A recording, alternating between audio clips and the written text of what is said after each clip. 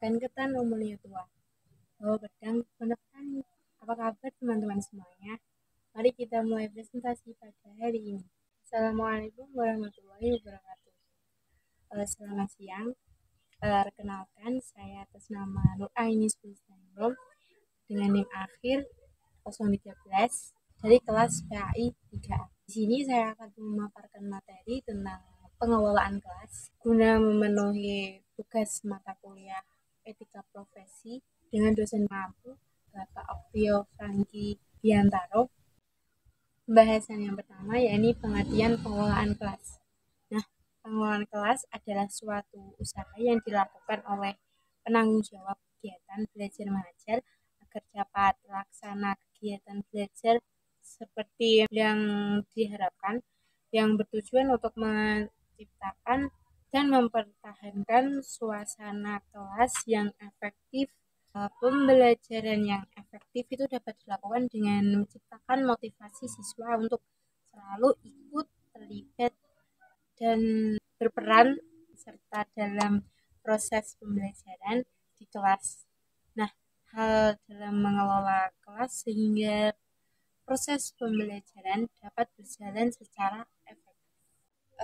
Pembahasan yang selanjutnya yang kedua yakni faktor penghambat pengelolaan kelas. Yang pertama, tidak ada standar perilaku dalam bekerja kelompok, misalnya kayak ribut, terus bercakap-cakap, pergi ke sana kemari, dan lain sebagainya.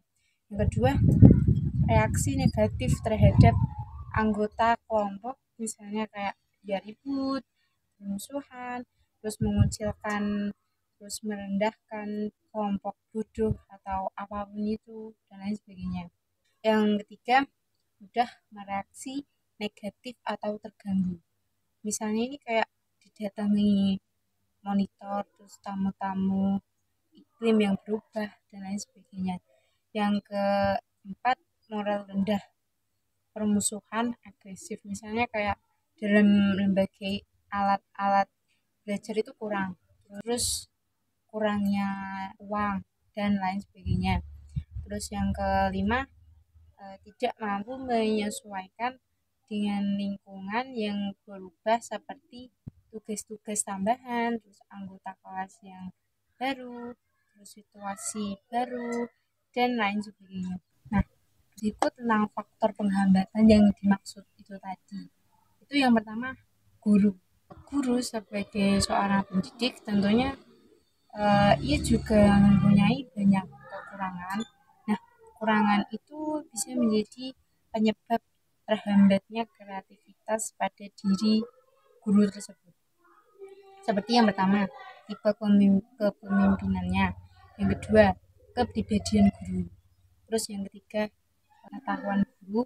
Yang keempat, pemahaman guru tentang peserta didik. Yang kelima, yang terakhir, itu format belajar yang dapat menimbulkan kebosanan. Yang kedua yakni peserta didik.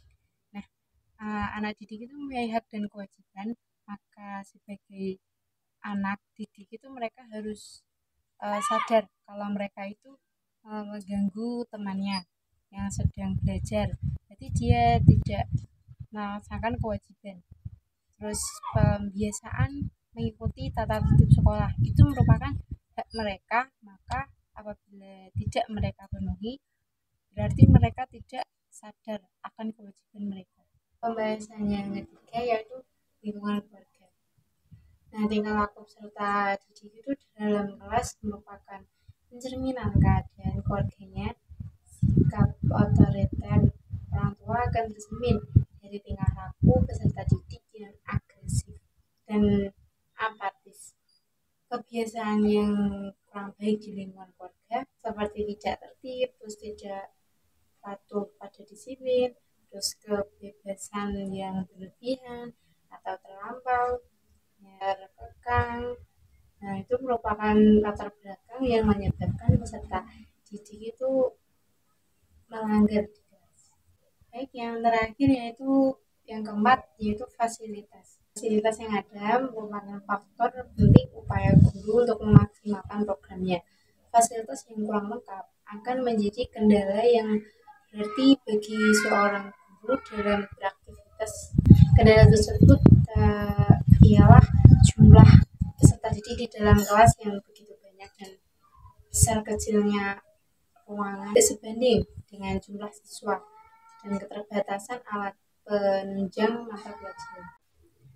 Satu pantun dari saya, ke pasar baru membeli melon, di tengah jalan minum energen. Thank you attention for my presentation. See you again. Sekian dari saya, apabila ada salah kata mohon dimaafkan. Wassalamualaikum warahmatullahi wabarakatuh. Audio Jungle.